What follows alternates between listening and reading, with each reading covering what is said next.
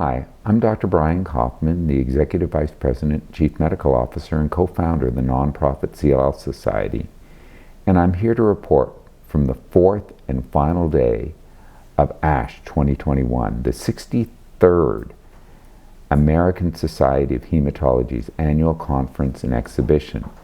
This year, a hybrid event held in Atlanta, Georgia, and virtually around the world.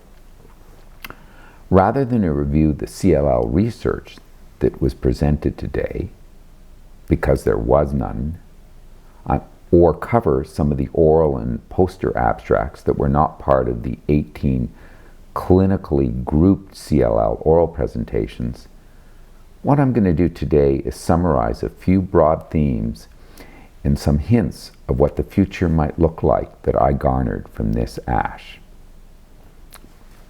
First, this ASH reinforced that novel agents continue to work better than chemoimmunotherapies, such as FCR, fludarabine, cyclophosphamide, and rituximab, and BR, bendamustine, and rituximab.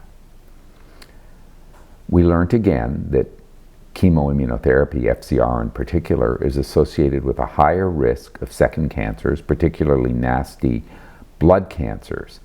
But the novel agents aren't completely free of problems too, albeit different problems. For example, the rate of atrial fibrillation and hypertension with ibrutinib continued to climb with time on the drug.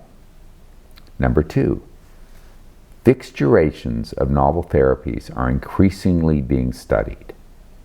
Number three, using MRD, measurable or minimal residual disease status, to guide when to stop and restart therapy is an increasingly successful strategy.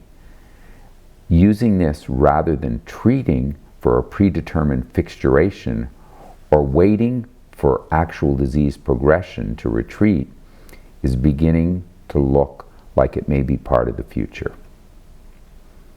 4. New Bruton tyrosine kinase, BTK inhibitors, are on the way that may offer better tolerance, such as seen with zanubrutinib, or a way to avoid resistance, such as offered by pirtobrutinib, formerly LOXO 305, and MK-1026, formerly known as ARQ 531. Number 5.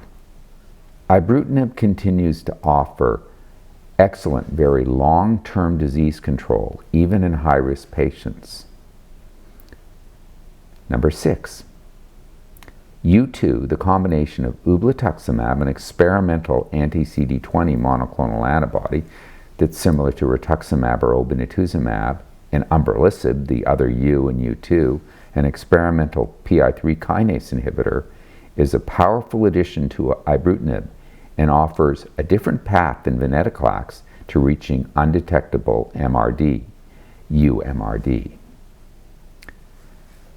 Number 7, acalabrutinib remains an extremely effective drug long-term with good control and probably less adverse events, including atrial fibrillation, than ibrutinib.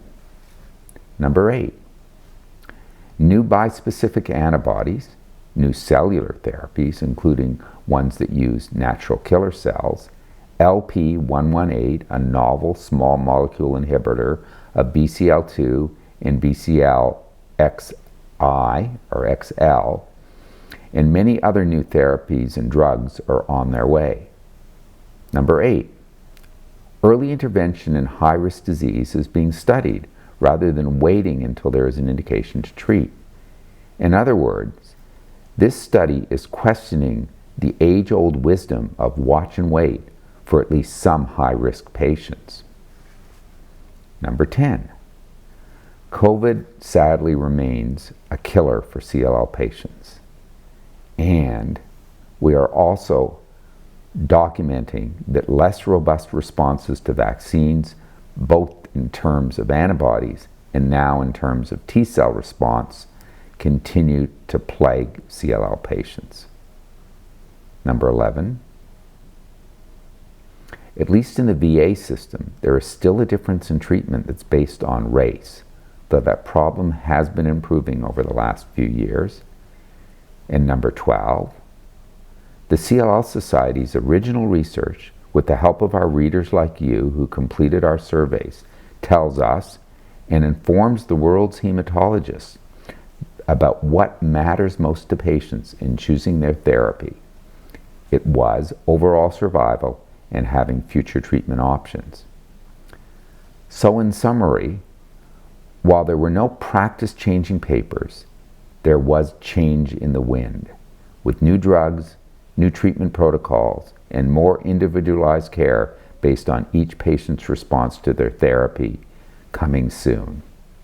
Over the next few months, the team at CLL Society will flesh out all these ASH highlights to help you best navigate the still changing treatment landscape and to get your best possible care.